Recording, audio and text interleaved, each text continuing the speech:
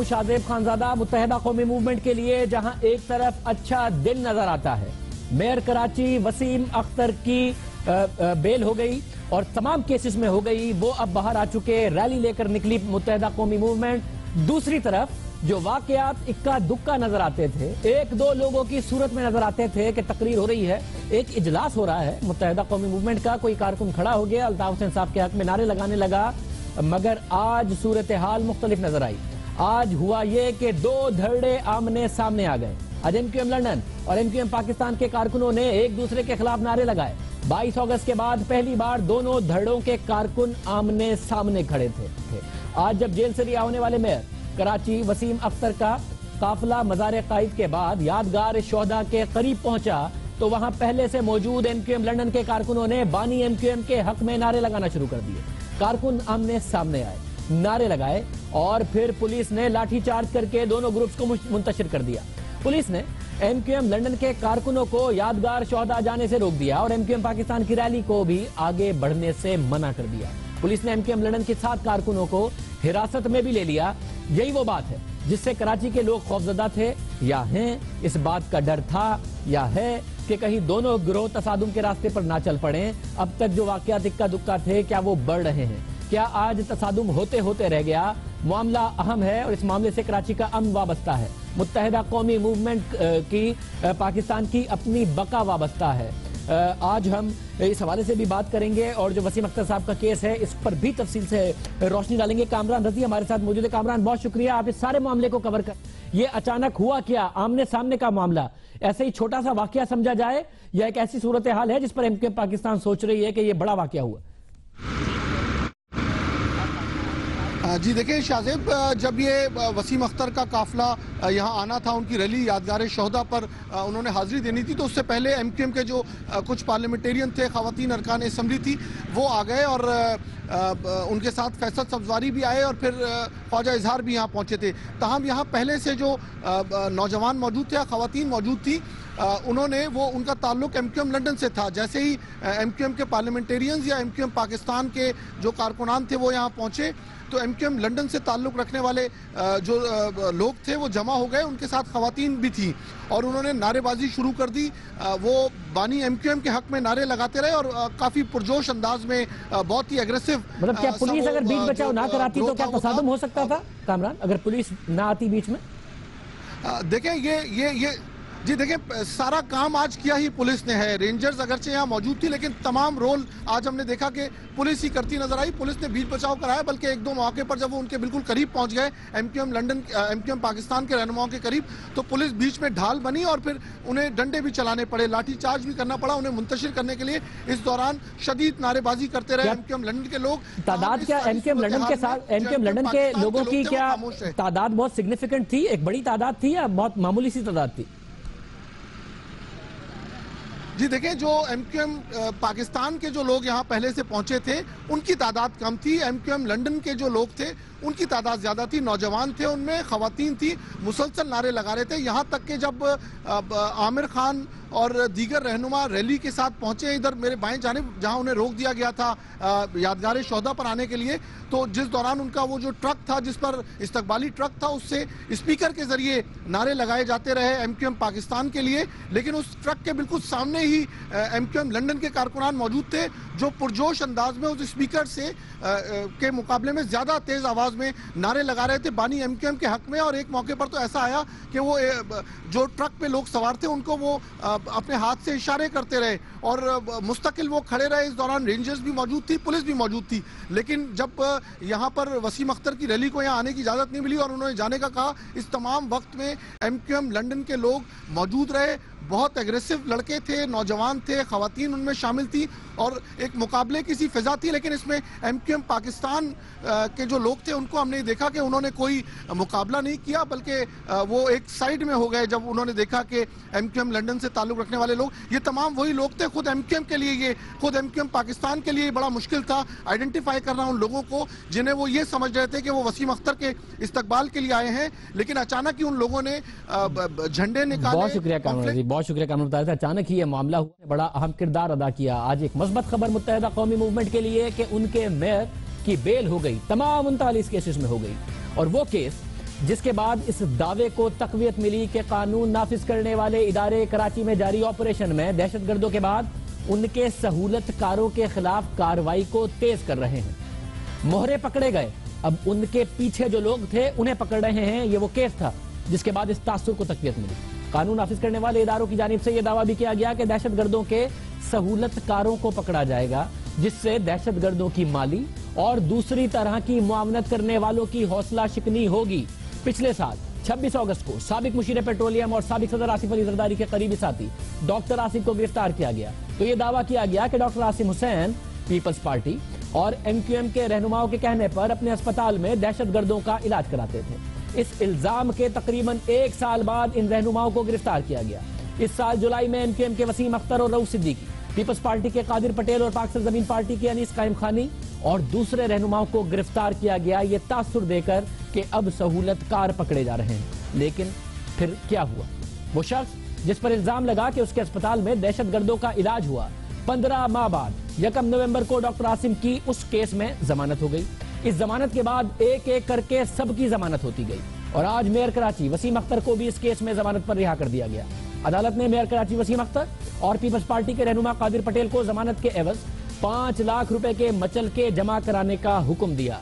वसीम अख्तर पर 39 केसेस थे, इन तमाम में उन्होंने जमानत करवाई और आज उनकी रिहाई इस केस में भी हो गई, जिसके बारे में हमने आपको सितंबर में बताया था कि कानून नाफिज करने वाले इदारों का यह दावा कि वसीम अख्तर, कादिर पटेल, रऊफ सिद्दीकी और दूसरे रहनुमाओं ने डॉक्टर आसिम हुसैन के अस्पताल में दहशतगर्दों का इलाज करवाया।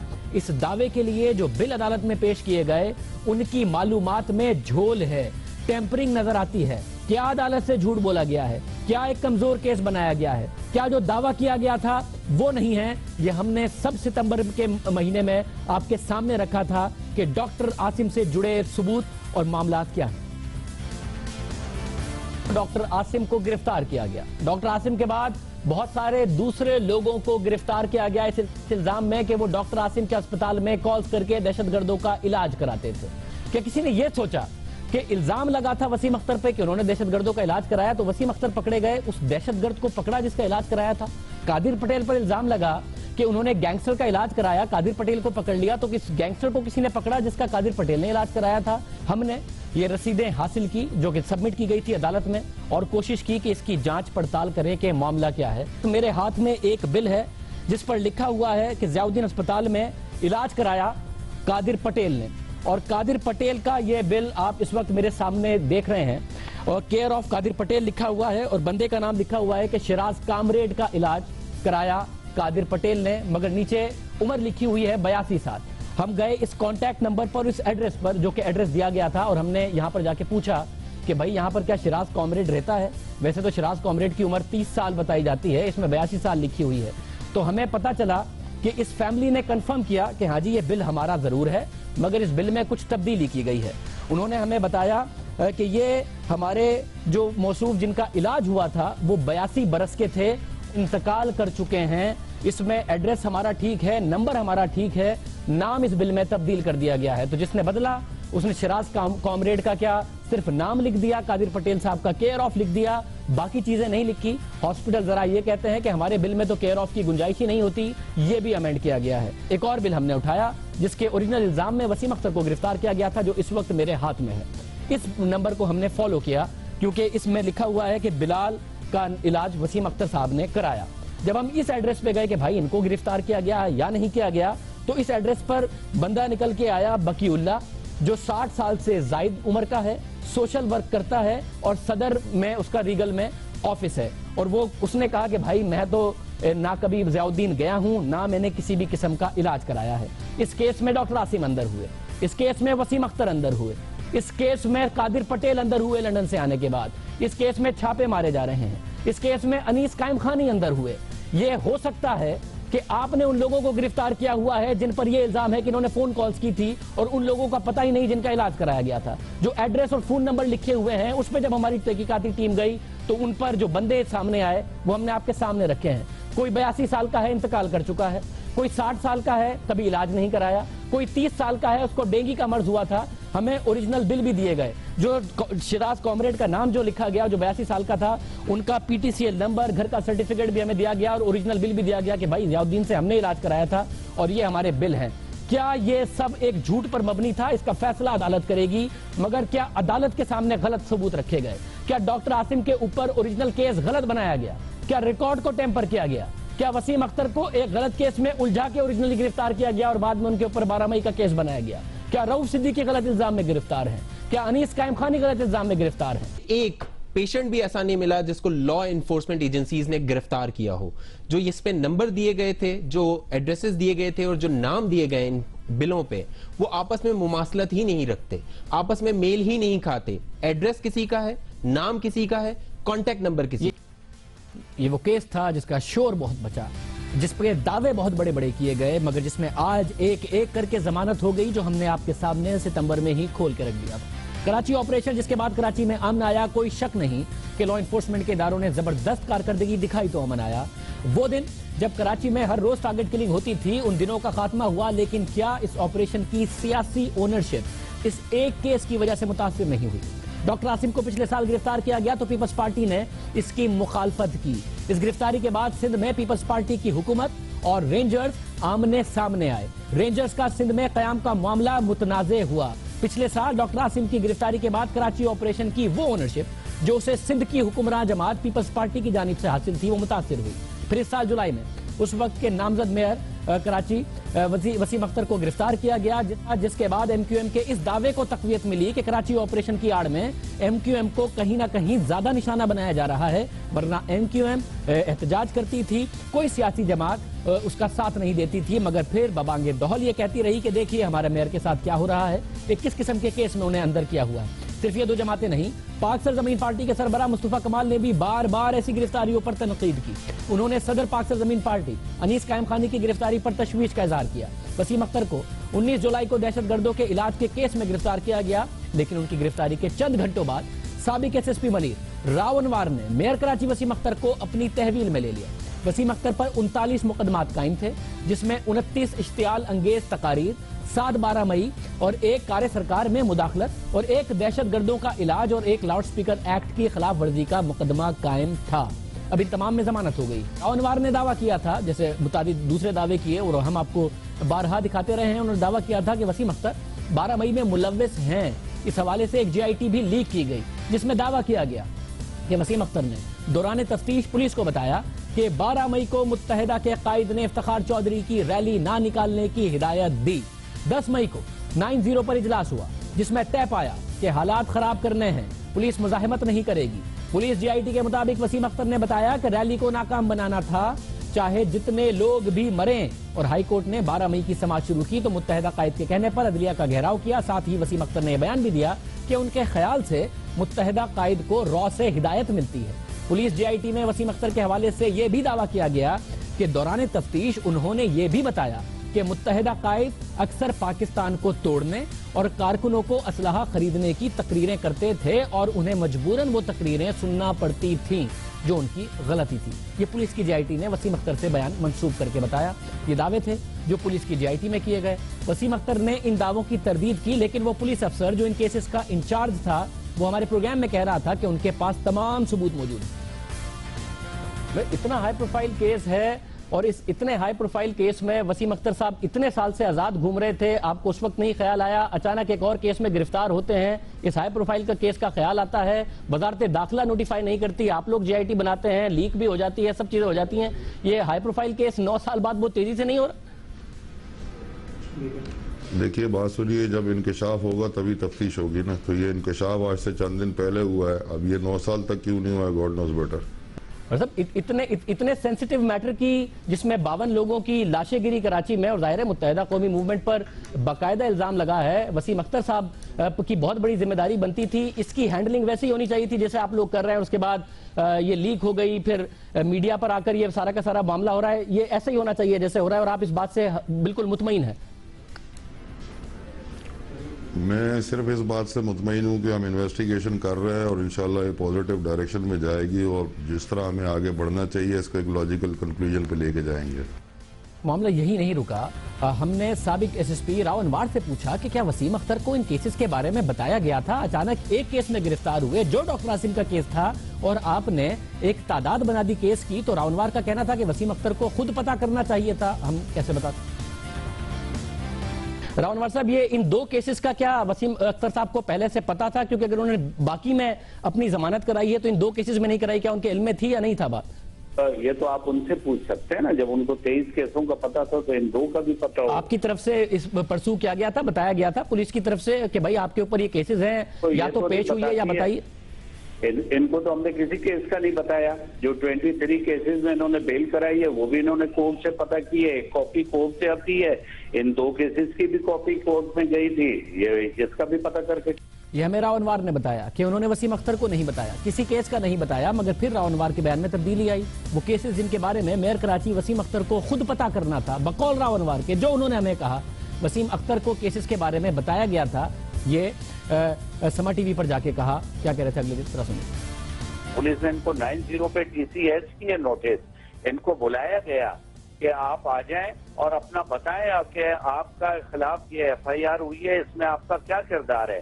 جب انہوں نے ایکسپلین نہیں کیا, پولیس کو 90 ڈیز ملتے ہیں ATC کی 780 میں, اس میں پھر پولیس نے چلان کرتی ہے. ابھی یہ پینڈنگ انویسٹیگیشن تھا, جب یہ اریسٹ ہوئے تو پھر ان کی کسٹڈی لی ہے. کل آپ سے راؤ انوار صاحب یہی سوال کیا گیا, جیو کے پروگرام شاہزیب خانزادہ صاحب نے آپ سے یہی سوال کیا کہ کیا وسیم اختر صاحب کے علم میں تھا کہ آپ نے ان کو انفارم کیا تھا کہ آپ کے اوپر یہ دو مقدمات ہیں, تو آپ نے انکار کر دیا تھا. آپ نے کہا کہ ہم نہیں بتاتے, ہماری رسپانسبلٹی نہیں ہے بتانے کی, اور آج آپ یہ کہہ رہے ہیں کہ وسیم اختر صاحب کو پہلے ہی بتا دیا گیا تھا, 90 دن کا وقت بھی دیا تھا ان کو. یہ متضاد بیان ہے آپ ہی کے 24 گھنٹے میں. یہ سب ہوتا رہا. یہ وہ کیسز ہیں جن پر غور کرنے کی ضرورت ہے. قانون نافذ کرنے والے ادارے جو بڑی گرفتاری کرتے ہیں, پھر بڑے دعوے کرتے ہیں, پھر میڈیا میں خبریں لیک ہوتی ہیں اور یہ لیکس بریکنگ نیوز بنتی ہے. ان بڑے دعووں کے ساتھ بڑے ثبوت بھی لانے ہوں گے, اور اگر ثبوت نہ ہو تو ایسی گرفتاریوں سے اجتناب کیا جائے, ان کی بریکنگ نیوز نہ بنائی جائے, کیونکہ ہم نے کراچی کے لیے اس آپریشن کو سیاسی اونرشپ کی ضرورت ہے, اور یہ اونرشپ ایسی گرفتاریوں سے متاثر ہوتی ہے, ڈسپیوٹڈ ہوتی ہے. میئر کراچی کے حوالے سے بھی یہ معاملہ رہا. ہمارے ساتھ آج جو واقعہ ہوا متحدہ قومی موومنٹ کے لیے جہاں اچھا دن, وہاں اچانک یہ واقعہ بھی ہو گیا کہ MQM لندن کے حوالے سے الطاف حسین صاحب کے حق میں نعرے لگائے جا رہے تھے. آمنے سامنے کارکن آ گئے. خواجہ اظہار حسین صاحب ہمارے ساتھ موجود ہیں. خواجہ صاحب بہت شکریہ. ایک اچھی خبر, آپ کے میئر ریلیز ہوئے, جشن کا سا سما, مگر ایک بڑی تعداد میں لوگ آ گئے جو کہ الطاف حسین صاحب کے حق میں نعرے لگا رہے تھے. سرپرائزنگ ہے, شاکنگ ہے آپ کے لیے, یا ایکسپیکٹڈ تھا؟ نہیں شکریہ آپ کا. کیوں شاکنگ ہے, کیوں سرپرائزنگ ہے؟ یہ تو ظاہر ہے کہیں نہ کہیں ایلیمنٹ ایگزسٹ کرتا ہے, اور ظاہر ہے اتنے بڑے شہر میں ماضی میں بھی آپ نے دیکھا, آج بھی پرتشدد ذہن کے لوگ تو موجود ہیں, اور جبھی تو کراچی آپریشن کی ہم نے ڈائنامکس کو ایویلویٹ کرنے کا مطالبہ کیا, اور آج بھی وہ ایلیمنٹ کہیں نہ کہیں بہرحال موجود ہے. لیکن ہمیں خواتین ہیں جو کہ نعرے لگا رہی تھی ان کے حق میں. استعمال خواتین ہی ہوتی ہیں, استعمال خواتین ہی ہوتی ہیں. ابھی یہ فیز ہے, پہلے شروع میں خواتین آئیں گی, پھر اس کے بعد پیچھے پھر کو بچے بھی ہوں گے, اور اس کے بعد پھر پرتشدد جو ہے نا وہ معاملات آگے بڑھتے ہیں. لیکن یہ ضرور ہے کہ آج کی جو ریلی تھی, شاہزیب میں کہنا چاہتا ہوں کہ ماضی میں کسی جماعت کی اتنی بڑی ریلی نہیں نکلی, اور ابھی حالیہ طور پہ سرکاری وسائل خرچ کر کے حکومت نے جو ریلی نکالی تھی, آج یہ ریلی بغیر وسائل کے کراچی کے عوام کی مدد سے 10 گنا بڑی ریلی تھی اس ریلی سے, جس کو آپ سب نے دن بھر کور کیا. صاحب ظاہر میڈیا پر کور ہوئی ہے, اور بڑا دن ہے آپ کے لیے. میئر کراچی کا مقدمہ مسلسل آپ لوگ لڑتے رہے, اور بھی آپ کی طرف سے باتیں کی گئی, مگر میں پھر کہہ رہا ہوں, آپ نے کہا یہ خواتین آئیں گی, پھر بچے بھی آئیں گے. خود علم میں ہے آپ کے کتنی بڑی تعداد میں آئیں گے؟ الطاف حسین صاحب کی کتنی بڑی سپورٹ بیس ہے, آپ کو ہلا تو نہیں دیں گے؟ ہم وہاں موجود تھے, ساتھی موجود تھے, اور ہم 200-250 لوگ پہلے سے پہنچے ہوئے تھے. کچھ لوگ وہاں موجود تھے. بہرحال ہم نے اپنا خاموشی سے ہم نے اپنا ایک جو کردار فاتحہ مرنے والوں کے لیے, ہلاک ہونے والوں کے لیے کرنی تھی, وہ کرنے کی کوشش کی.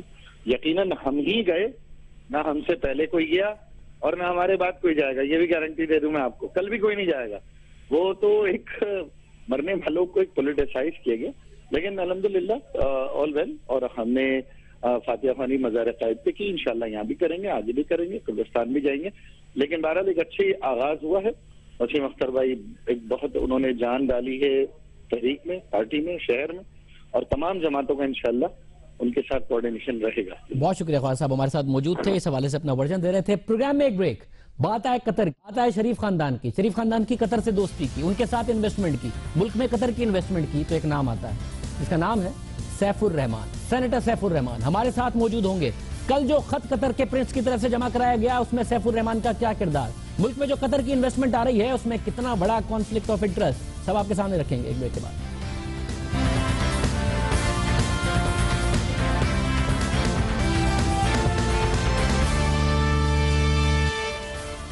تھوڑی دیر میں ہمیں قطر سے سینیٹر سیف الرحمان جوائن کریں گے، سابق سینیٹر. ان سے پوچھیں گے ان کا کیا کردار ہے.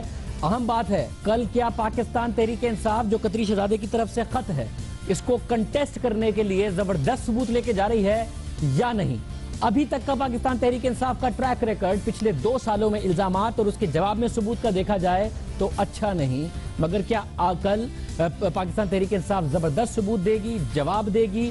کیا کیا جمع کیا ہے پاکستان تحریک انصاف نے؟ کیونکہ 2 معاملات اٹھائے گئے تھے. ایک یہ کہ مریم نواز صاحبہ ڈیپینڈنٹ ہیں میاں نواز شریف صاحب کی. یہ عمران خان صاحب کہتے رہے کہ ہمارے پاس اس حوالے سے ثبوت ہیں. جب سے فرگوسن نے یہ جواب دیا کہ میاں نواز شریف صاحب کے جو گوشوارے ہیں ان میں کوئی انوملی نہیں ہے، تب سے تحریک انصاف نے نہ ٹاک شو میں یہ بات کی نہ عدالت میں جا کے یہ بات کی. دوسرا الزام تھا کہ وہ بینیفیشل اونر ہیں. جب سے وہ ٹرسٹ ڈیڈ آئی ہے تب سے یہ بات نہیں سمجھ میں آ رہی کہ کس طرح ثابت کریں گے اس ٹرسٹ ڈیڈ کے بعد کہ وہی بینیفیشل اونرشپ ہے. کچھ کیا ثبوت ہیں یا نہیں ہے؟ جہانگیر خان ترین صاحب ہمارے ساتھ موجود ہیں. جہانگیر ترین صاحب بہت شکریہ ہمیں جوائن کرنے کے لیے. سب سے پہلے یہ بتائیے گا 2 معاملہ، ٹرسٹ ڈیڈ اور ڈیپینڈنٹ والا معاملہ، سب اور اسی پر پاکستان تحریک انصاف نے مچایا تھا. اب جب عدالت جائیں گے باقاعدہ طور پر ثبوت لے کر جائیں گے یا پھر ایک دفعہ الف لیلا کی کہانیاں سنانی ہیں آپ لوگوں نے؟ اصل بات یہ ہے کہ آپ مس کر رہے ہیں کہ یہ ایشو نہیں ہے کہ وہ اب یہ ایشو یہ نہیں صرف رہ گیا کہ وہ بینیفیشری ہیں کہ نہیں ہے، کہ وہ ٹرسٹی ہیں کہ نہیں ہے. اس کے اوپر میں بعد میں آتا ہوں. اصل ایشو جو اب آ گیا ہے اس آخری بچوں کے رپلائی کے بعد جس میں انہوں نے کویتی کنیکشن بتایا، اس کے بعد تو ایشو ٹوٹلی چینج ہو گیا. ایشو اب صرف یہ رہ گیا ہے کہ نواز شریف صاحب نے فلور آف دا ہاؤس پہ کہا تھا کہ ہم نے دبئی میں فیکٹری لگائی، $9 ملین انہوں نے مینشن کیا تھا کہ بیچی. یہ $9 ملین سے ہم نے سرمایہ لے کے گئے ہم جدہ عزیزیہ اسٹیل میں لگائی، وہ $17 ملین کی بیچی اور اس سے ہم نے یہ پراپرٹی لی. یہ باقاعدہ ریکارڈ پہ ہے، آپ نے بھی سنا ہے، قوم نے بھی سنا ہے. اب وہ کہتے ہیں نہیں جی، اب دبئی کی مل جو ہم نے بیچی اس کے پیسے ایک تو $9 ملین سے $3 ملین پہ آ گئے، $3 ملین اس وقت. اور یہ $3 ملین ہم نے دے دیے قطر میں ایک شہزادے کو یا ان کی فیملی کو کہ جی یہ ہماری آپ ہمارے بہاف پہ آپ انویسٹ کریں ریل اسٹیٹ بزنس میں. یہ ایک نئی کہانی. اور وہ ریل اسٹیٹ بزنس میں جی انہوں نے یہ اپارٹمنٹس لے لی جو کہتے ہیں قطریوں نے لی، ان کی نہیں تھی اس وقت، جس میں یہ آرام سے رہ سکتے تھے آسائش کے ساتھ آرام سے. یہ سب سے بڑی بات صرف یہ ہے کہ کیا نواز شریف صاحب نے فلور آف دا ہاؤس پہ سچ بولا کہ جھوٹ بولا. اور صاحب مگر مسئلہ یہ ہے میاں نواز شریف صاحب کے اپنے بیان ہو، ان کی کنٹراڈکشن ہو، اومیشن ہو، ایڈیشن ہو، سبسٹریکشن ہو، وہ ان کا معاملہ ہے. میں آپ سے پوچھ رہا ہوں آپ لوگوں کے جو بڑے بڑے دعوے تھے اس میں آپ کے پاس، آپ کے اپنے پاس کیا ثبوت ہیں؟ آپ نے انہی کے اوپر چلنا ہے کہ انہوں نے ابھی یہ کہا تو اب یہ مسئلہ ہے، یہ کہا تو یہ مسئلہ ہے، ٹی وی پہ یہ کہا تھا، ٹاک شو میں یہ کہا تھا، اخبار میں یہ چھپا تھا. یہ کچھ اپنا بھی ہے پاکستان تحریک انصاف کے پاس جس کا دعویٰ کیا تھا اور جو عدالت میں کل جمع کرائیں گے؟ ہم نے تو باقاعدہ ان کی پراپرٹیز کی لسٹیں بنا کے دی ہیں. ہم نے پروف فار انسٹنس میں آپ کو بتا دیتا ہوں، ہم نے ایک فلیگ شپ انویسٹمنٹ ڈھونڈی جو کہ حسن نواز صاحب کی ملکیت ہے، جو لندن کی کمپنی ہے، جسے تمام ریکارڈ موجود ہے، اور وہ تمام ریکارڈ ہم نے کورٹ میں جمع کرایا. پھر یہ 2001 میں کمپنی بنی جب نواز شریف صاحب نے کہا تھا کہ میں نے عزیزیہ اسٹیل مل بیچ کے بچوں کو کاروبار کے لیے پیسے دیے، یعنی کہ 2006 میں دیے. یہ 2001 میں کمپنی بنی. 5 سے 6 پراپرٹیز کی ہم نے ڈاکیومنٹس دے دی ہیں جو فلیگ شپ انویسٹمنٹ نے خریدی لندن میں، اور یہ لندن کی لینڈ رجسٹری سے یہ ریکارڈ آیا ہے. ان 5-6 پراپرٹیز میں سے ایک مے فیئر اپارٹمنٹ بھی ہے، 5ویں 12A ایون فیلڈ ہاؤس، وہ 2004 میں پرچیز کی گئی. تو یہ تو تمام پروف ہم نے دیے ہیں ابھی تک ڈاکیومنٹس میں آپ لوگوں کے پاس اگر ہیں تو آپ غور سے دیکھ لیجئے. مگر یہ حسن نواز کی جو اب آپ نئی انویسٹمنٹس کی جو بات کر رہے ہیں، ظاہر 2001 سے 2004 تک ہوئی، پہلے آپ نے ایک چیز چیلنج کی، اس کا انہوں نے کہا کہ جی یہ ثبوت ہے کہ قطر کے پرنس کا خط آ گیا، اس میں منی لانڈرنگ اب کیسے ثابت کریں گے؟ اب یہ جو آپ نئی بات کر رہے ہیں اس کا وہ کوئی اور ثبوت دیتے، آپ اس میں منی لانڈرنگ تو اسٹیبلش کریں. آپ یہ بتا رہے ہیں انہوں نے پراپرٹیز خریدی، منی لانڈرنگ کر کے خریدی، اس کا بھی تو کوئی ثبوت نہیں. کوئی ثبوت تو آپ کے پاس ہوگا، آپ تو ان کی پراپرٹی بائنگ بتا رہے ہیں. میں بتاؤں شاہزیب آپ کو کہ ہم ایک پولیٹیکل پارٹی ہیں، نہ ہمارے پاس کوئی انویسٹیگیشن ایجنسیز ہے، نیب ہے، FIA کچھ ہے. تو اس لیے کورٹ نے برڈن آف پروف ڈالا ہے میاں نواز شریف کے اوپر. ہمارے اوپر برڈن آف پروف نہیں ہے. میاں نواز شریف نے پروف کرنا ہے کہ یہ پیسے کی منی ٹریل کیا تھی. تمام چیزیں جو ہیں، طارق شفیع صاحب کی دبئی میں جو ایفیڈیوٹ ہے وہ بھی نومبر کی تاریخ کا ہے، سائنڈ ہے. یہ خط بھی 5 نومبر کا ہے جو قطری پرنس سے آیا. اور ہمیں سنا یہ ہے کہ پہلے انہوں نے کوشش کی ہے کہ ابو دھابی سے اس طرح کا خط ملے، وہاں سے انکار ہو گیا، پھر ڈھونڈتے ڈھونڈتے یہ قطر پہنچ گئے ہیں. یہ تمام بنی بنائی کہانی ہے، ان کے اوپر ڈیپینڈ کرتا ہے کہ یہ ثابت کریں کہ یہ صحیح ہے. اور دیکھیں خط میں قطری شہزادے نے کیا کہا ہے، اس نے کہا جی کہ آئی ایم انفارمڈ، یعنی کہ مجھے کسی نے بتایا ہے. پھر یہ کہا آئی ریکلیکٹ کہ میں یاد کرتا ہوں. اور یہ شہزادہ صاحب جو تھے 1980 میں شاید 3-4 سال سے تھے. آپ گوگل کر کے ان کی عمر چیک کر لیں. تو یہ کہانی سیکنڈ ہینڈ. ترین صاحب آپ نے خود نے گوگل کر کے چیک نہیں کیا، یہی مسئلہ ہے. اخبار پڑھنا یا پھر کوئی ایک ٹی وی چینل دیکھ لینا، کسی ایک ٹی وی چینل نے چلا دیا، وہ 3-4 سال کے تھے اور آپ نے خود نے ویریفائی نہیں کیا. مسئلہ یہ ہے کہ آپ لوگ ٹی وی چینل سے آگے نہیں نکلتے. سر اگر یہ 1992 میں وزیر اعلیٰ بنے تو کیا 13-14 سال کی عمر میں بن گئے تھے وزیر خارجہ؟ 1959 میں پیدا ہوئے ہیں، 99 میں میاں نواز شریف کے ایگزائل کی پوری ڈیل انہوں نے کرائی. آپ نے پھر کوئی ٹی وی چینل دیکھا ہے اور کوٹ کر دیا؟ گوگل کریں آپ کو نظر آ جائے گا. نہیں 1979 میں پیدا ہوئے یا 78 میں. میں نے اپنے وکیل کو کہا تھا چیک کریں. انہوں نے مجھے چیک کر کے بتایا تھا کہ چلو 3 سال کے نہیں ہوں گے تو کچھ زیادہ سال کے ہوں گے، مگر اس وقت ایسی کوئی بات نہیں ہے کہ ان کے سامنے ہی ٹرانزیکشن ہو. آپ تھوڑا سا صبر کریں، یہ کیس کو ذرا چلنے دیں، پھر آپ کو پتہ لگ جائے گا کس کے پاس ڈاکیومنٹس ہیں، کس کے پاس نہیں ہے، کس کے پاس ثبوت ہے اور کتنا اچھا ثبوت ہے. مگر جو ٹریک ریکارڈ ہے پاکستان تحریک انصاف کا، مازک صاحب آپ نے کہا آپ سیاسی جماعت ہے، کوئی انویسٹیگیٹنگ ونگ نہیں ہے آپ کے پاس، مگر سیاسی جماعت ہونے کا مطلب یہ نہیں ہے کہ خان صاحب کا جس کے اوپر دل چاہے وہ جو بات چاہیں کر دیں. ابھی پچھلے دنوں خان صاحب نے بات کی اور کوئی 20-22 شخصیات ایسی ہو گئی ہیں پچھلے 2-3 سال میں جن کے حوالے سے خان صاحب نے بات کر دی ہے، اسٹیبلش نہیں کیا. افتخار چودھری صاحب ہوں، نجم سیٹھی صاحب ہوں، بعد میں کہہ دیا سیاسی بیان ہے 35 پنکچر کی اتنی بڑی بات کی. اب آپ نے کچھ دن پہلے جاوید صادق صاحب کی بات کی اور کہا کہ یہ شہباز شریف کے فرنٹ مین ہیں، 26 ارب روپے کا معاملہ ہے. اگلے دن شہباز شریف صاحب نے اسی دن پریس کانفرنس کی اور لیگل نوٹس بھیجا. اس کے بعد آپ لوگوں نے نہ ٹاک شو میں ذکر کیا، نہ خان صاحب نے اپنی کسی تقریر میں اس کا ذکر کیا. اور تو یہ سوال بنتا ہے کہ سیاسی جماعت ہونے کا مطلب یہ نہیں ہے. ان معاملات کو کیسے ثابت کریں گے کہ آپ کسی کے بارے میں بھی کچھ بھی کہتے رہیں؟ مجھے آپ اس بات کا جواب دیں کہ پاکستان میں آج تک کوئی وائٹ کالر کرمنل پکڑا گیا ہے؟ کیا آج تک کوئی بڑا سیاستدان جو ہے اس کو پکڑا ہے؟ کئی سال لوگوں نے رکھا ہے لوگوں کو جیلوں میں. زرداری صاحب کو 8 سال جیل میں رکھا تھا پہلے مشرف نے، ان کے اوپر ثابت کچھ نہیں ہوا.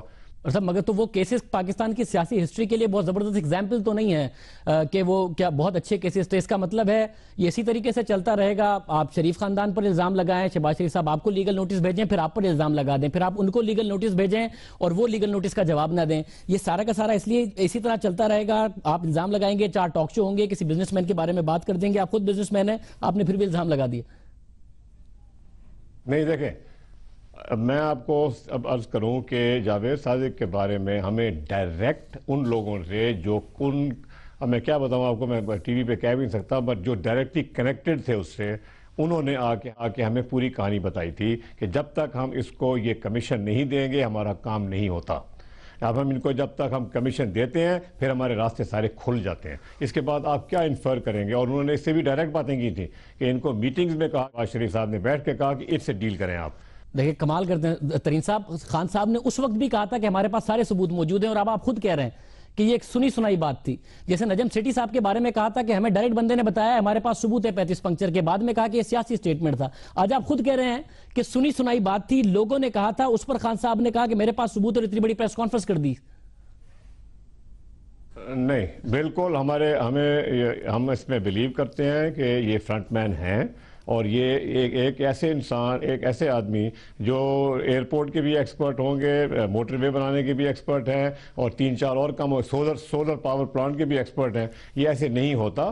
دیکھیں ہمیں معلوم ہے یہ کیسے کمیشنیں کھائی جاتی ہیں. خود شہباز شریف کو تو کمیشن ایجنٹ نہیں بن کے لکھے گا نا وہاں پہ کہ جی میں نے کمیشن لی ہے. یہ آپ جیسا بزنس مین کہہ رہا ہے جو شوگر کا بھی ایکسپرٹ ہے، ریئل اسٹیٹ کا بھی ایکسپرٹ ہے، اسٹاک مارکیٹ کا بھی ایکسپرٹ ہے، ایگریکلچر کا بھی ایکسپرٹ ہے، فارمنگ کا بھی ایکسپرٹ ہے، ہر چیز کا ایکسپرٹ ہے، اور منسٹر ہونے کے بارے میں آپ کے بڑی اس وقت باتیں ہوئی، یہ آپ کہہ رہے ہیں. نہیں، مجھے یار شاید پھر شرارت کر رہے ہو، مجھے شامل مت کرو بیچ میں. میں بزنس مین ہوں، کمیشن ایجنٹ نہیں ہوں. کمیشن ایجنٹ جاوید صادق صاحب ہیں، تو یہ مجھے الگ رکھو اس میں سے. اور جہاں تک شہباز شریف نے میرے خلاف جو باتیں کی تھی، میں نے 30 ارب روپے کا اس کے اوپر ڈیفیمیشن سوٹ کر دیا ہے. آپ نے کیا، انہوں نے بھی کر دیا ہے. برا لگا جب آپ کے بارے میں بات ہوئی، تو کسی اور کے بارے میں بھی کیا کریں، کیونکہ ظاہر ہے سب کی فیملیز ہوتی ہے، کوئی بات ہو جاتی ہے تو ثبوت کے ساتھ کیا کریں. برا لگا جب آپ کے بارے میں بات ہوئی. نہیں، کوئی بات نہیں. ہم نے دیکھیں اس نے میرے بارے میں بات کی، برا لگنا اچھا لگنے کے علاوہ میں نے ڈیفیمیشن سوٹ کر دیا. سیدھی بات ہے. اب ہوگا کورٹ کے اندر فیصلہ ہوگا. صاحب ساتھ میں بتائیے گا، آپ کا بھی ایک کیس لگا ہوا ہے. آپ نے پچھلے انٹرویو میں ہم سے کہا تھا کہ آپ باقاعدہ ثبوت دیں گے کہ آپ کی کس طریقے سے بچوں نے پراپرٹی باہر خریدی، کس طریقے سے آفیشیل چینل سے پیسہ گیا، ٹیکس پیڈ ہے، وائٹ منی ہے، سارے. آپ کانفیڈنٹ ہیں اپنے کیس کے حوالے سے، اور ساری ایویڈنس دے رہے ہیں کہ آپ کا کیس صحیح ڈائریکشن میں جا رہا ہے، جو آپ کی ڈسکوالیفیکیشن کا معاملہ ہے؟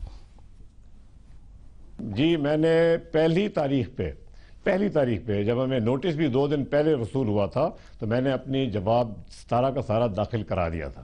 اور میں 100% کانفیڈنٹ ہوں، بلکہ 110% کانفیڈنٹ ہوں. اس میں سے ایک اور بھی اچھی ڈیولپمنٹ ہو گئی ہے. میرے اور آپ کی لاسٹ انٹرویو کے درمیان انہوں نے میرے پہ ایک اور نوٹس بھیج کے میرے خلاف فیصلہ بھی کر دیا تھا ٹیکس کا. اس کے بعد ہم ٹرائیبیونل میں، آج سے کوئی 2-3 ہفتے پہلے اس کی ججمنٹ آئی ہے، اخباروں میں چھپی بھی ہے. اس ٹرائیبیونل کی جو ججمنٹ ہے اس میں انہوں نے لکھا ہے کہ جہانگیر ترین کے ساتھ زیادتی ہوئی ہے.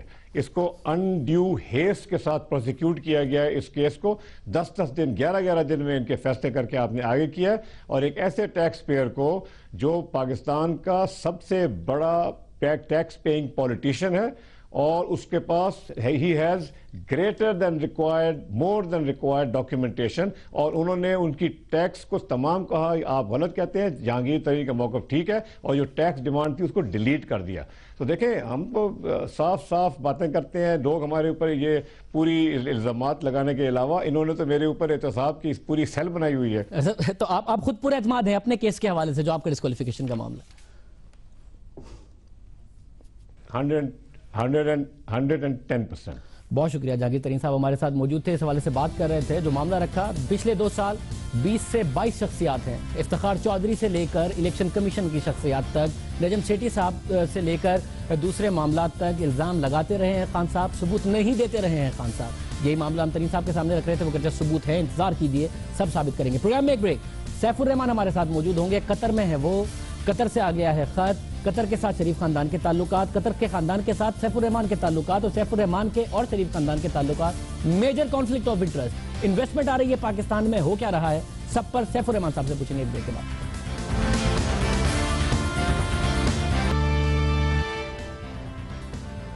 پاناما لیکس کی تحقیقات میں کل ایک نیا موڑ آیا. سوالات پیدا ہو رہے ہیں. سوالات یہ پیدا ہو رہے ہیں کہ آخر دونوں خاندانوں میں ایسے کیا مراسم، اور ان مراسم میں سیف الرحمان کا کیا کردار ہے. کیونکہ جب بھی قطر کا نام آتا ہے، جب بھی قطر کے ساتھ میاں نواز شریف صاحب کے خاندان کا معاملہ آتا ہے، ایک اور نام اٹھتا ہے، چاہے وہاں سے انویسٹمنٹ کا معاملہ ہو، اور وہ ہیں سینیٹر سیف الرحمان، جن کا ماضی میں ایک کردار رہا ہے. اب معاملہ یہ ہے کہ کل جو خط لکھا گیا، اس خط میں جو کہ حماد بن جاسم کی طرف سے لکھا گیا، جس میں بتایا گیا کہ 80 کی دہائی میں میاں شریف نے انویسٹمنٹ کی تھی، وہ انویسٹمنٹ ملٹی پلائی ہو گئی، اس کے بدلے میں ان فلیٹس کی ایڈجسٹمنٹ ہو گئی، اور یہ گواہی ہے. کیا اس میں کردار ہے سیف الرحمان کا جو خود قطر میں موجود ہیں؟ کیا انہوں نے کوئی کردار ادا کیا؟ کیونکہ سوال یہ ہے کہ سیف الرحمان صاحب یہ کہتے ہیں کہ 1999 کے مارشل لاء کے بعد قطر کے سابق وزیر اعظم، جنہوں نے اب یہ خط دیا ہے، اس وقت بھی سیف الرحمان صاحب کے ان سے ذاتی مراسم تھے. اور 1999 کے مارشل لاء کے بعد نہ صرف یہ پاکستان آئے، بلکہ انہوں نے سیف الرحمان کے گھر کال کی اور ان کی خیریت دریافت کی. یہ سٹوری ہے سیف الرحمان صاحب کی کہ انہوں نے کال کی تھی. ہم نے شریف خاندان کے ذرائع سے پوچھا تو انہوں نے کہا کہ میاں نواز شریف صاحب کو کراچی جیل وزٹ کرنے والوں میں سے اگر کوئی شخصیات تھی پہلی، تو وہ بھی محمد بن جاسم صاحب تھے، حماد بن جاسم صاحب. اس کے علاوہ میاں نواز شریف صاحب کی جو سعودی عرب کی نے ایک معاہدہ کرایا مشرف صاحب سے، ایک میڈیشن کرائی، اور اس وقت کراؤن پرنس عبداللہ کی طرف سے جو نامینیشن تھی وہ بھی حماد بن جاسم کی تھی، انہوں نے ہی معاملات طے کرائے۔ کس حد تک اس وقت اس خط میں کردار ادا کیا ہے سینیٹر سیف الرحمان نے، کیونکہ وہ ان کے قریب ہیں اور ان کے بزنس میں انٹرسٹ رکھتے ہیں، یہ ہم جانیں گے، کیونکہ آج سے پہلے سیف الرحمان صاحب یہ بھی کہہ چکے ہیں کہ ایل این جی کا جو معاہدہ ہے اس میں اس کے علاوہ جو پاکستان میں سرمایہ کاری آئی اس میں ان کا بڑا کردار ہے۔ تعلق ہے یہاں رائل فیملی کے جتنے لوگوں کے ساتھ، تو میں نے صرف ایک کام کیا، میں نے ان کو کنونس کیا کہ آپ پاکستان کی ضرورت دیکھیے، آپ ہر پوری دنیا میں انویسٹمنٹ کر رہے ہیں، آپ انڈیا میں انویسٹمنٹ کر رہے ہیں، آپ یورپ میں کر رہے ہیں، آپ پاکستان میں کیوں نہیں کرتے؟ تو میرے یہاں اسپانسر ہیں وہ یہاں کے former prime minister of Qatar ہیں، پریزیڈنٹ زرداری نے بھی ان سے ریکویسٹ کی تھی کہ آپ پاکستان آئیے اور پاکستان میں آ کے انویسٹمنٹ کریں۔ اسی کے فالو اپ میں نے پھر ان کو، جب میاں صاحب کی حکومت آئی تو ان کو کنونس کیا تھی پاور سیکٹر میں بہت سخت شارٹیج ہے انرجی کی، اور اگر آپ اس میں انویسٹمنٹ کریں تو اس میں آپ کو پاکستان کی قوم اور ہر کوئی آپ کو بہت عزت کی نظر سے دیکھے گا، کیونکہ اس کی سخت ضرورت ہے اور کوئی باہر سے انویسٹمنٹ کرنے نہیں آ رہا۔ اگر آپ کریں گے تو آپ کو ریٹرن بھی اچھا ملے گا اور اس میں ملک کی خدمت بھی ہوگی۔ تو اس طرح انہوں نے ایگری کیا اور ایک پروجیکٹ لانچ کیا، اور پورٹ قاسم میں یہ پروجیکٹ لگ رہا ہے۔ یہ آپ نے دیکھا فروری میں یہ بات ان کی طرف سے کی گئی تھی، اور یہ کہہ رہے تھے اس وقت فروری میں جب حماد بن جاسم صاحب کا کوئی نام بھی نہیں سنا گیا تھا کہ وہ ان کے اسپانسر، اور انہوں نے انہیں کنونس کیا کہ آپ پاکستان میں آ کے انویسٹمنٹ کریں۔ تو جو اس وقت پاکستان میں انویسٹمنٹ آ رہی ہے وہ شریف خاندان کی وجہ سے آ رہی ہے کہ ان کے ذاتی مراسم ہیں، یا سیف الرحمان صاحب کی وجہ سے آ رہی ہے؟ شریف خاندان کے جو اس خاندان سے تعلق ہیں قطر کے، وہ سیف الرحمان صاحب کی وجہ سے بنے، یا سیف الرحمان صاحب کے تعلقات ان سے شریف خاندان کی وجہ سے بنے؟ بہت سارے سوالات ہیں، اور جو خط آیا کل اس میں سیف الرحمان صاحب کا کیا کردار ہے، کیونکہ سابق وزیر اعظم حماد بن جاسم صاحب ان کے اسپانسر ہیں، وہ کلیم کرتے ہیں۔ سیف الرحمان صاحب بہت شکریہ میں جوائن کرنے کے لیے۔ سیف الرحمان صاحب، اس جو خط ہے اس میں جو کچھ لکھا گیا اس کے بارے میں آپ کیا جانتے ہیں، اور اس خط کے لکھوانے میں کیا آپ کا کوئی کردار ہے؟ دیکھیے، میرا قطر میں پچھلے 40 تقریباً 39 ایئر سے میں رہ رہا ہوں، اور آپ جانتے ہیں کہ ہمارا ماشاءاللہ بڑے اچھے لیول کا کاروبار ہے، یہاں کی سب سے بڑی کمپنی کنسیڈر کی جاتی ہے، اور ہماری کمپنی میں 8000 لوگ کام کرتے ہیں اور ہماری 6 فیکٹریز ہیں۔ اس لیے ہمارا آپریشن جتنا بھی ہے، جتنے رائل فیملی ممبرز ہیں ان سے تعلق رہتا ہے، واسطہ ہے اور ان سے دوستی ہے۔ آپ کا کوئی کردار ہے کل کے اس میں؟ یہ جو کل جو خط آیا اس کا آپ کو علم تھا، یا آپ نے کوئی کردار ادا کیا حماد بن جاسم کی طرف سے اس خط میں؟ بالکل میرے علم میں ہے، اور اس میں کون سی چھپانے والی بات ہے؟ یہ ایک ایسا فیکٹ ہے جو کہ ہر کوئی جانتا ہے، میں تو بہت دیر سے جانتا تھا، اور اس میں کیا غلطی ہے؟ مجھے یہ بتائیے اس خط میں کون سا کانٹینٹ ہے جو آپ سمجھتے کہ غلط ہے؟ انہوں نے اون کیا ہے کہ ہاں میرے پاس یہ انویسٹمنٹ پڑی ہوئی ہے بہت سالوں سے، اور میرے تو علم میں بہت سالوں سے علم میں تھا کہ بڑے میاں صاحب نے ان کے والد سے شیخ جاسم بن جبر کے ساتھ ان کا تعلق تھا، اور جب دبئی میں تھے اس وقت سے انہوں نے یہ پیسہ ان کو لینڈ کیا ہوا تھا، جب انہوں نے پراپرٹیز وہاں کی بیچی، کوئی اسٹیل مل بیچی، جو پیسہ ایکسیس تھا انہوں نے یہاں انویسٹ کیا، اور وہ انویسٹمنٹس ریئل اسٹیٹ کی شکل میں تھی، اور اس میں کیا غلطی ہے؟ سیف الرحمان صاحب، میں اس کے کانٹینٹ پر آپ سے بات کرتا ہوں، مگر اس سے پہلے صرف مجھے بتا دیجیے اس کی ضرورت پڑی، آپ کہہ رہے ہیں تو اس کی ضرورت کے لیے حماد بن جاسم صاحب سے آپ نے ریکویسٹ کی کہ یہ خط لکھ دے، یا شریف خاندان نے ریکویسٹ کی، ان کا کوئی وکیل آیا، کس نے ریکویسٹ کی کہ یہ خط پلیز لکھ دیجیے، یا آپ نے کی ریکویسٹ؟ بالکل ان کی میاں صاحب کے حسین شریف کی طرف سے ایک ریکویسٹ تھی کہ وہ ہمیں پرانی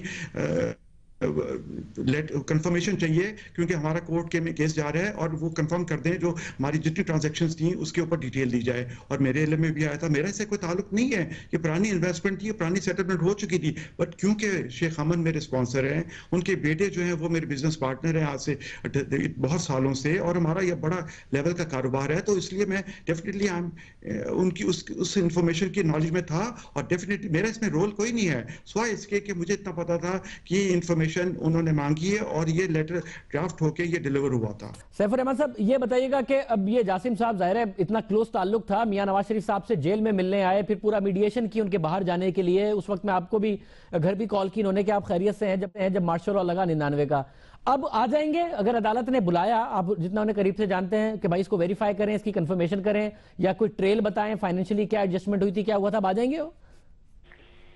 دیکھیے انہیں بلانا بھی بڑی غلطی ہوگی، پر اگر ان سے انفارمیشن ویریفائی کرنے کی ضرورت پڑے تو ڈیفینیٹلی اگر کوئی کمیشن آئے یا کوئی آئے گا تو ڈیفینیٹلی وہ کنفرم کریں گے، کیونکہ انہوں نے جو فیکٹ اسٹیٹ کیے وہ تو حقیقت ہے اور سچ کی بنیاد پہ ہے، اور میرا نہیں خیال کہ انہیں کوئی بھی رکاوٹ ہوگی اس چیز کو ریکنفرم کرنے کے لیے. اور ان کا پاکستان میں جانے کے لیے متعلق مجھے نہیں پتا، وہ میرا نہیں خیال پاکستان کو بھی کال کرنا چاہیے. وہ بہت امپورٹنٹ آدمی ہے اور دنیا کے one of the richest man ہیں، اور سب سے بڑی بات ہے ان کی ایک بڑی پولیٹیکل پوزیشن ہے پورے ریجن میں. بالکل وہ اہم شخصیت ہیں، بالکل وہ اہم شخصیت ہیں، مگر ان اہم شخصیت نے ایک بہت اہم کیس میں وٹنس بنے ہیں تو اس لیے اہمیت اور زیادہ بڑھ جاتی ہے، اس لیے سوال ہے. مگر صاحب مجھے ساتھ میں یہ بتائیے گا، آپ کو یہ سب پتا تھا نا؟ آپ نے کہا آپ کے علم میں تھی یہ انویسٹمنٹ اور یہ کتنی بن گئی ہے اور کیا سیٹلمنٹ ہوئی ہے، سب آپ کے علم میں تھا، رائٹ؟ میرے علم میں یہ تھا کہ بڑے میاں صاحب نے یہاں پیسہ انویسٹ کیا ہوا تھا، اور یہ بھی میرے علم میں تھا کہ شیخ حمد صاحب کے جو انویسٹمنٹ فنڈ ہے اس میں انویسٹمنٹ ہے. مجھے یہ علم نہیں تھا کہ کس وقت کتنا پیسہ اس میں انکم کس وجہ سے کتنی بڑی اور کتنی کم ہوئی. اس میں ایک صرف مسنگ لنک ہے، اگر آپ کے علم میں ہے تو بتائیے. میاں نواز شریف صاحب نے کہا کہ 2005 میں جدہ کی مل بیچی اور لندن گیا پیسہ. حسین نواز کہتے ہیں اور انہوں نے جو جواب جمع کرایا کہ جو ان کے دادا نے 1980s میں 12 ملین درہم کی تھی، اس کے اگینسٹ وہ گرو ہوتا گیا، منافع ایکیومولیٹ ہوتا گیا، اور اس کے اگینسٹ 2005 میں ان فلیٹس کے اگینسٹ ایڈجسٹمنٹ ہو گئی. اب مسئلہ یہ ہے کہ جدہ کی مل بکی ہے 2004-5 میں، یہ فلیٹ کی ایڈجسٹمنٹ ہوئی ہے 2004-5 میں، مگر حسن نواز نے، دوسرے بھائی نے، فلیگ شپ انویسٹمنٹ کے نام سے 3-4 ٹرانزیکشنز کی ہیں 2001 سے لے کے 2004 تک، جس میں مے فیئر کا 12A اپارٹمنٹ بھی ہے 2004 میں انہوں نے خریدا. ان کو پیسے کس نے دیے تھے؟ جدہ کی مل بکی نہیں تھی، ساتھ ہی کیا قطر والوں نے پیسے دیے تھے، وہ پروفٹ دیا تھا اگر آپ کے علم میں؟ مجھے اس کا علم نہیں کہ سعودیہ میں کیا پیسے دیے گئے اور کتنے دیے گئے. مجھے اتنا ضرور علم ہے کہ دبئی سے جب انہوں نے اسٹیل مل بیچی تھی اس کی پروسیڈز یہاں انویسٹ ہوئی تھی قطر میں، اور وہ شیخ صاحب کے جو والد صاحب تھے ان کے ساتھ یہ ڈیل ہوئی تھی. سرفراز صاحب آپ 90s میں میاں صاحب کے قریب آئے نا، تو کیا قطریوں کی وجہ سے آئے تھے یا ذاتی طور پر کوئی تعلق بن گیا تھا آپ کا؟ نہیں، میاں صاحب کے ساتھ تو میرا تعلق، میرے والد صاحب کیونکہ جماعت اسلامی کے ناظم تھے ماڈل ٹاؤن کے، اور بڑے میاں صاحب بھی بہت زیادہ اس وقت جماعت اسلام، ہمارا تعلق جماعت اسلامی سے رہا شروع سے، اور جماعت اسلامی ہمیشہ اسلامی کام کرتی تھی. مولانا مودودی کی والدہ وائف ہمارے گھر میں درس دیتی تھی. یہ بڑی پرانی بات بتا رہا ہوں میں آپ کو. اس وقت میرے والد کیونکہ ماڈل ٹاؤن لاہور کے رہنے والے تھے اور وہ اس علاقے کے سارا چندہ اور اسلامی کام کرتے تھے. بڑے میاں صاحب جو تھے وہ بھی بہت زیادہ ان چیزوں پارٹیسپیٹ کرتے تھے. اس وجہ سے وہ تعلق تھا کہ بڑے میاں صاحب بہت زیادہ چندہ دیتے تھے، فنڈ دیتے تھے، جماعت اسلامی میں ہر طرح سے کنٹریبیوٹ کرتے تھے. وہ تعلق ایک تھا. اس کے بعد میرا تعلق میاں صاحب سے بنا جب ضیاء الحق صاحب نے ہمیں پاکستان میں انوائٹ کیا انویسٹمنٹ کرنے کے لیے. پاکستان میں انویسٹمنٹ آ رہی ہے اور اگر آپ لے کے آ رہے ہیں، ظاہر ہے بڑی زبردست بات ہے کہ آپ یہ انویسٹمنٹ لا رہے ہیں، مگر ایک مسئلہ ہے. شریف خاندان کا قطر کے خاندان سے بزنس تعلق، آپ کا قطر کے خاندان سے بزنس تعلق، آپ کا اور شریف خاندان کا تعلق بہت ہی میجر کانفلکٹ آف انٹرسٹ ہے. یہ کیسے مانا جائے کہ جو پاکستان میں قطریوں کی انویسٹمنٹ آ رہی ہے، اچھی باتیں آ رہی ہے، وہ کسی کانفلکٹ آف انٹرسٹ کے بغیر آ رہی ہے، جب یہ بزنس تعلقات بھی ساتھ میں موجود ہیں ان سب کے آپس میں اور آپ کے ان سب کے، یہ کیسے مانا جائے؟ شہزیب آپ کو میں ایک بڑی سینسٹیو چیز بتانا چاہتا ہوں. میرا میاں صاحب سے تعلق پچھلے 40 سال سے. مجھے یہ بتائیے کہ میں نے ایک بھی کاروبار کیا جس وقت میں حکومت میں تھا، میاں صاحب کے ساتھ احتساب کو لک آفٹر کر رہا تھا، اس وقت بھی میرے ساتھ بے انتہا زیادتی ہو رہی تھی. ہم نے اپنے سب کاروبار بند کر دیے تھے. جس وقت سے میری میاں صاحب سے دوستی ہے اس وقت سے لے کے آج تک مجھے ایک کاروبار بتا دیں کہ ہم نے پاکستان میں کیا ہو. ریڈکو ٹیکسٹائلز میں آپ کی کوئی انویسٹمنٹ ہے؟ 100% وہ ریڈکو ٹیکسٹائل میری ہے. وہ اسپننگ مل، ویونگ مل، پاور جنریشن اس میں قطر خاندان کی کوئی انویسٹمنٹ ہے؟ ہمارا ہے. اس میں قطر خاندان کی، اور وہ پرائیویٹ سیکٹر کی انویسٹمنٹ ہے، پرائیویٹ سیکٹر کا کام ہے. قطر خاندان کی کوئی انویسٹمنٹ ہے سر؟ کوئی انویسٹمنٹ نہیں اس میں. وہ صرف اور صرف ہماری پاکستانی انویسٹمنٹ ہے اور وہ بہت سالوں سے ہے. وہ میرے خیال 30-35 سال سے ہماری انویسٹمنٹ ہے. وہ ٹیکسٹائل اسپننگ مل ہے. ریڈکو انٹرنیشنل کیا ہے؟ ریڈکو انٹرنیشنل، جی ریڈکو انٹرنیشنل قطر کی کمپنی ہے، اور یہ ریڈکو انٹرنیشنل وہ ہے جس کے 8,000 لوگ کام کرتے ہیں اور جس میں 3,500 لوگ پاکستانی ہیں. اس کے مالک جاسم صاحب ہیں. اس کے مالک جاسم صاحب ہیں. اس میں شیخ جاسم بن حمد اور سیف الرحمان 2 کمرشل رجسٹریشن میں ہیں. ریڈکو انٹرنیشنل کی کوئی پاکستان میں انویسٹمنٹ ہے سیف الرحمان صاحب؟ کس کی؟ ریڈکو انٹرنیشنل रेडको इंटरनेशनल की कोई इन्वेस्टमेंट पाकिस्तान में ही है। रेडको पाकिस्तान में इन्वेस्टमेंट है, वो 100% मेरी कंपनी है और वो आज से नहीं 35 साल से है। उस टेक्सटाइल स्पिनिंग मिल है, टेक्सटाइल वीविंग मिल है और उसमें कोई गवर्नमेंट का बेनिफिट नहीं है। सैफुर रहमान साहब बहुत शुक्रिया। सैफुर रहमान साहब हमारे साथ मौजूद थे, उनका वर्जन दे रहे थे। इतना सारा कहीं कोई कॉन्फ्लिक्ट ऑफ इंटरेस्ट तो नहीं, कोई दूसरा मामला तो नहीं, मुल्क में इन्वेस्टमेंट आए अच्छी बात है, मगर क्या तमाम चीज़ों का ख्याल रखा गया। आज के प्रोग्राम में इतना ही, आपसे कल के प्रोग्राम में मुलाकात होगी। अल्लाह हाफ़िज़।